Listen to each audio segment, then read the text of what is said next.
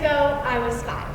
I was quiet, I was shy, I was a young, cheerful, smiling kindergarten student. I had these amazing friends who I had matching necklaces with and memorized all the High School Musicals movies with. Honestly, we were going to be best friends forever. 10 years ago, I was dancing with my stuffed animals, having tea parties, laughing with those best friends, and enjoying growing up. I climbed the monkey bars, ran as fast as I could, conquered every tree around me. I was kind, willing to help others, all in all, a good kid. That is the one part of me that hasn't changed. But a lot of things have.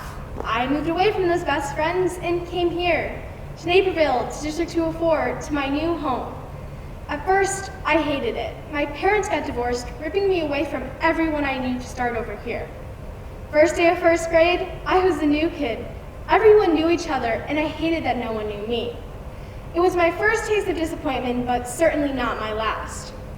Throughout these last 10 years, I've fallen. I've struggled. I've experienced death in my life unexpectedly. I've failed at sports, at creating good connections, at tests, at subjects. I've had times in my life where I didn't know if I'd be able to recover from my failures. I've also lost a lot of people. Either they moved away or didn't like me anymore or died. I was 11. My grandma died, and it was one of the hardest things I've had to go through. I blamed myself. I thought maybe if I called more or visited more or appreciated her more, I wouldn't feel so bad. I felt like I didn't get to know her before I lost her. I even lost faith in myself. In middle school, my mental health got worse, and I struggled in my own head. I lost a lot of friends and isolated myself. I didn't have anyone to rely on. I was no longer that smiling, cheerful kindergarten student. I had let that version of myself down. And yet, she came back. Eventually, I got back up. I reconnected with my old friends and made some new ones. I was succeeding again, but I also struggled with anxiety. I was always a good student, and A's and B's were all I knew. So when it was harder to get those grades, I started to worry and fall apart. It felt impossible. This semester, I started to get more serious about my grades again. I know I can be that A/B student again. I know that I've changed in the last 10 years. I know different people, I do different things. I found what I love about life. I found who in this crazy world understands me. I know more about what I want to do in the future. I've matured, grown up. I've gone from a small, cheerful kindergarten student to a mature, passionate sophomore.